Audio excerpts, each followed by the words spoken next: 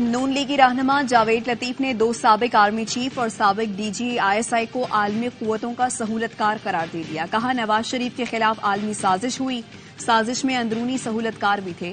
نواز شریف کے خلاف عالمی سازش میں راحیل شریف، قمر جاوید باجوہ اور فیض حمید سہولت کار تھے. پروگرام آف دی ریکارڈ میں گفتگو میں کہا لیول پلینگ فیلڈ یہ ہے کہ نواز شریف پر سسیلین مافیا کا الزام واپس لیں، بانی PTI کو صادق اور امین کا جو سرٹیفکیٹ دیا گیا ہے وہ واپس لیں.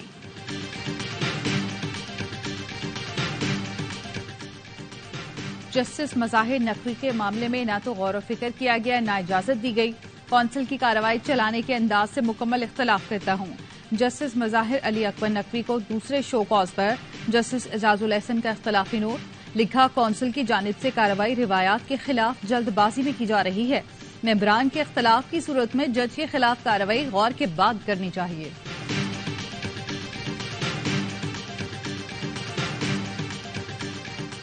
توشہ خانہ کیس، بانی PTI اور اہلیہ پر فرد جرمائد. قومی خزانے کو 1.5 ارب سے زائد کا نقصان پہنچانے کا الزام.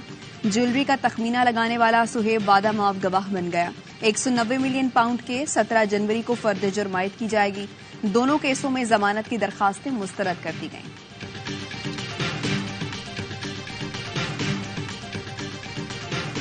اور PTI کو بلے کا نشان ملے گا یا نہیں، پشاور ہائی کورٹ کل فیصلہ سنائے گا. PTI ڈرپاٹی الیکشن اور انتخابی نشان کیس کی سماعت. بیرسٹر علی ظفر نے دلائل میں کہا 70% ووٹ بینک PTI کا ہے. ہمیں انتخابی نشان نہیں ملا تو ہمارے امیدوار آزاد تصور ہوں گے. برطانوی ہائی کمشنر جین میریٹ کی سیاسی رہنماؤں سے ملاقاتیں.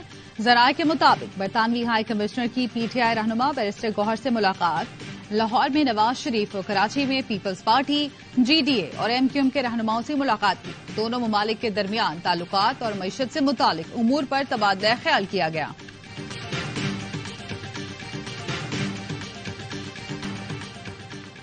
مزید باریوں کی طلبگار، سابقہ کارکردگی کا حساب دیں. خاندانی بادشاہتوں کا دور ختم، اب آقا غلام کی تقسیم نہیں چلے گی. ایک پاکستان میں 2 نظام نہیں ہو سکتے. امیر جماعت اسلامی سراج الحق کہتے ہیں قوم 8 فروری کو جاگیرداروں اور سرمایہ داروں کا یوم احتساب بنا دے. سودی نظام اور کرپشن کے خاتمے کے لیے عوام ترازو پر مہر لگائیں. حافظ نعیم الرحمان کہتے ہیں عوام کے حقوق کے لیے جدوجہد کر رہے ہیں. عوام مافیا سے نجات کے لیے ترازو پر مہر لگائیں. ہم عوام کے ووٹوں پر سودے بازی نہیں کریں گے. اسرائیلی فوج کے وحشیانہ پن کا ایک اور ویڈیو ثبوت سامنے آ گیا. تلکرم میں 3 فلسطینیوں کو پہلے فائرنگ کر کے شہید کیا، پھر ایک نوجوان کی لاش کو فوجی گاڑی پر چڑھا کر کچل دیا. خان یونس پر اسرائیلی بمباری میں مزید 15 افراد شہید. ایک اور صحافی فرائض ادا کرتے ہوئے جام شہادت نوش کر گیا.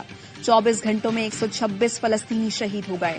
زمینی کارروائی میں مزید 4 اسرائیلی فوجی ہلاک. امریکی وزیر خارجہ تل ابیب پہنچ گئے. اسرائیلی وزیر اعظم سے ملاقات. جنگ بندی کے لیے مذاکرات کرنے اسرائیل کا وفد مصر پہنچ گیا.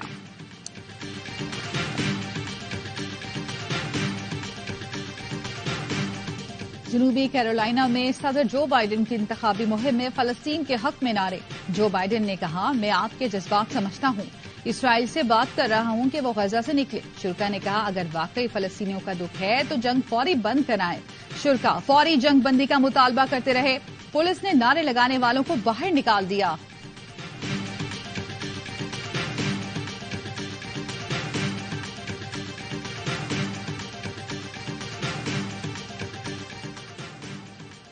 پاکستان اور سعودی عرب کے دفاعی تعاون سے متعلق تیسرا اجلاس. ISPR کے مطابق GHQ میں ہونے والے اجلاس میں باہمی، تاریخی، برادرانہ، قریبی تعلقات کی اہمیت پر زور دیا گیا.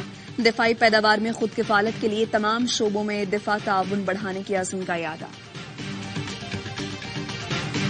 والے 2 مسافروں میں کورونا کی نئی قسم کی تصدیق.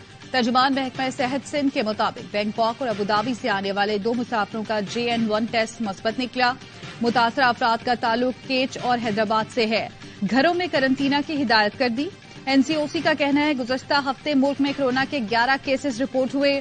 قومی ادارہ صحت نے ایڈوائزری جاری کر دی. انفلوئنزا مشکل ترین مرض ہے. اسلام آباد اور شمالی علاقہ جات میں زیادہ کیسز رپورٹ ہوئے ہیں. علامات 2 سے 10 دنوں کے دوران ظاہر ہوتی ہیں. صوبے پیش کی اقدامات کریں. سیاحتی ایریاز کے داخلی اور خارجی راستوں پر نگرانی بہتر کی جائے.